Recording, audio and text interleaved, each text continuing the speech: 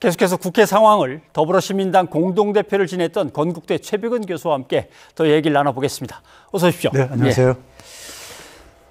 국회 6개, 법사, 기재, 외통, 국방, 복지와 산업 이렇게 해서 일단 결정이 된 것 같습니다.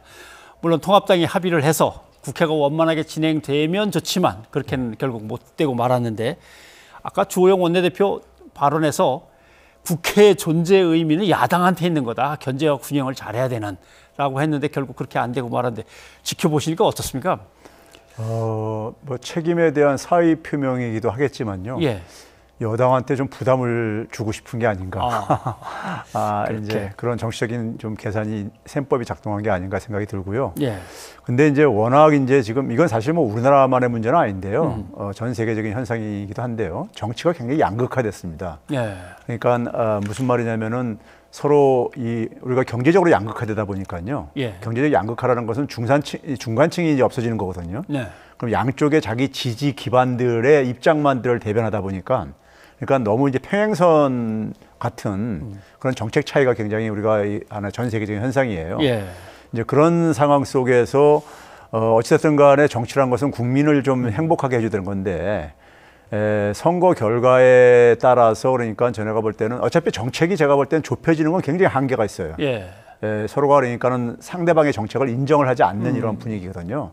그러면은 일단 선거 결과에 따라서 국민들의 의사를 존중해 준다는 차원에서 일단은 한 번은 그 평가를 받는다는 차원 속에서 기회를 주고 예. 그리고 나서 그것이 효과를 못 냈을 때 결국 국민이 또 이제 재심판을 할 것이기 때문에 그런 이제 저는 좀 지혜가 발휘됐으면 좋겠어요. 예. 알겠습니다.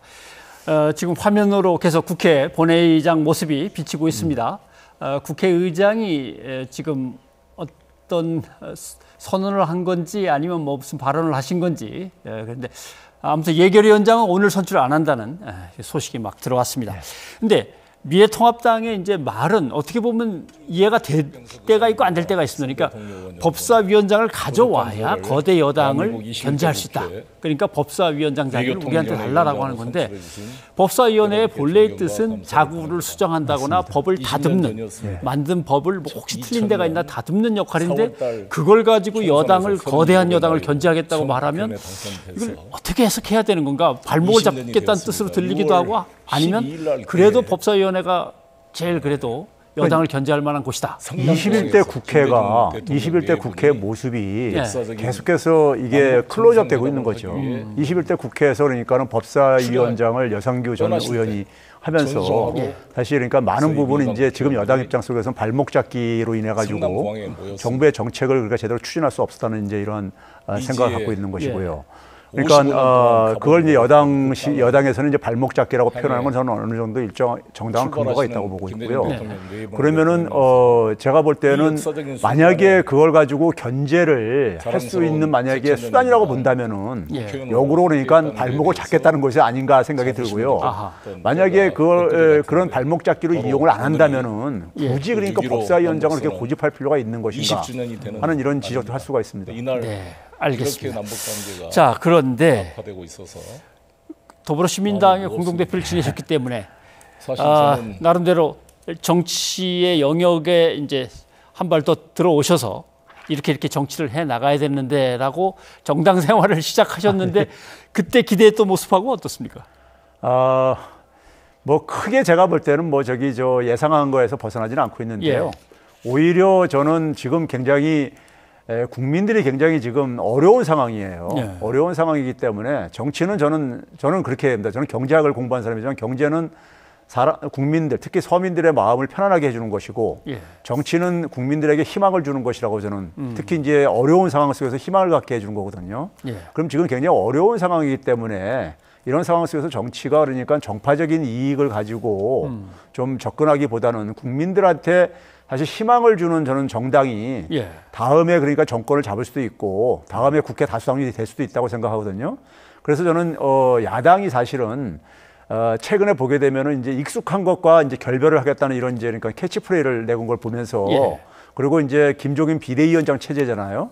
그래서 뭔가 좀 이제 달라진 모습을 좀 보여줬으면 했는데 예. 크게 지금 이제 이 바뀌지 않는 것을 보면서 너무 간극이 심한 게 아닌가. 우리나라 여야 간에 어쨌든 간에 이런 그 가치관이나 국가 간에 있어서 너무 이 간극이 큰 게 아닌가 하는 것을 다시 한번 확인할 수 있었습니다. 네.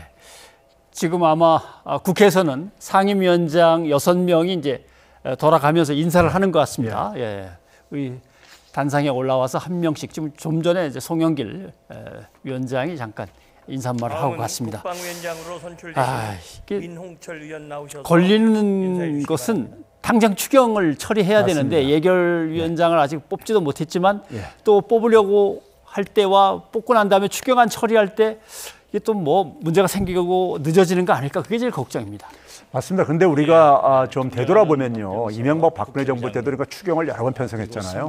이명박 정부 때는 글로벌 금융위기 충격으로 이제 계기도 됐었고, 박근혜 정부 때는 메르스 사태로 이제 그러니까 추경 편성을 하기도 했었고요. 당시에 많은 언론들이나 이제 그러니까는 당시에 여당에서 했던 얘기가 뭐냐면은 실책보다, 그러니까 잘못된 그러니까는 그 추경 편성을 하는 것보다는 실기가 더 우리가 이 걱정을 해야 된다. 그 얘기 결국 뭐냐면 우리 경제학자들도 그런 얘기 합니다. 이 추경은요, 타이밍이 굉장히 중요합니다. 왜냐하면 추경을 편성할 만큼 경제가 안 좋다는 얘기거든요. 그럼 안 좋다는 얘기는 경제가 더 망가지기 전에 그러니까는 그 처방을 좀 해야 된다는 얘기입니다. 그걸 만약에 망가지고 난 이후에 하게 되면은 비용이 더 많이 들어가져요. 그러니까 지금 추경 규모보다 더 많이 이제 우리가 소요된다는 점에서 추경을 그러니까 이거를 만약에 편성을 협조를 안 한다면은 저는 국민이 굉장히 국민의 어쨌든 간에 눈이 싸늘하게 식을 것 같은 시선이요. 예. 추경 말고 시급한 경제 대책이라면 어떤 게 있을까요? 저는 그 2차 지금 긴급 지원 이 재난지원금을 저는 편성해야 된다고 봅니다. 제가 이 방송 나와서 제가 원래 한 그 연말까지 한 7차례 정도 저도 한 GDP 대비 한 5%면 된다 이런 얘기를 했었는데 사실은 그 효과까지 계산하면 GDP 대비 한 4% 정도뿐이 부채는 안 증가시켜요. 근데 이제 지금 이미 보다시피 그 지금 수출하고 생산은 굉장히 안 좋은 상황이거든요.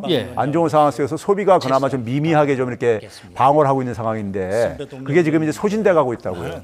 소위 말해서 보릿고개를 지금 이제 만나고 있는데 그런 점에서 저는 7월 달에는 7월, 8월 달에 그러니까 적어도 좀 효과를 볼 수 있는 2차 긴급재난지원금이 필요하고 그리고 가을에 좀 추석 때 좀 한 번 더 하고 연말에 한 번 더 해서 한 4차례 정도 최소한 좀 했으면 좋겠습니다.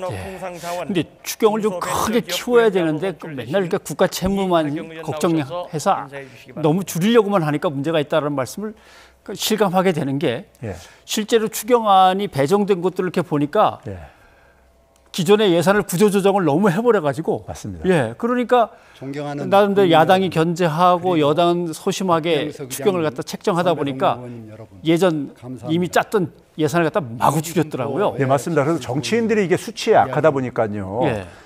기재부가 그러니까 1차부터 3차까지 추경 편성한 규모가 발표한 거는 59조가 넘습니다.